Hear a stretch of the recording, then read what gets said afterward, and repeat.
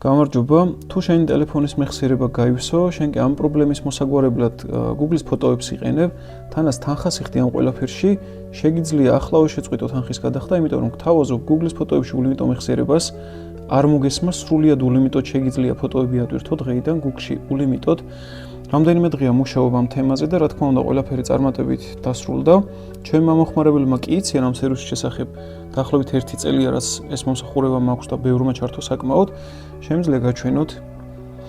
დავარედაქტირე Google-ის ოფიციალური აპლიკაცია, რა თქმა უნდა, ბოლო ვერსია და ეს აპლიკაცია, რა თქმა უნდა, განახლებადაც იქნება.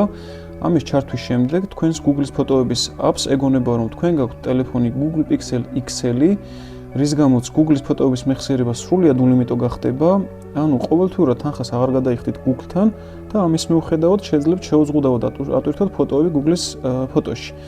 აღარ მოგიწევთ გარემეხსიერებების ყიდვა, USB მეხსიერების, SSD დისკის და ასე შემდეგ, თანაც Google-ზე სანდოდ მაინც ვერსად ვერ შეინახოთ თქვენს ფოტოებს, ასე რომ გელოდებით ყველას ბექას სერვისში.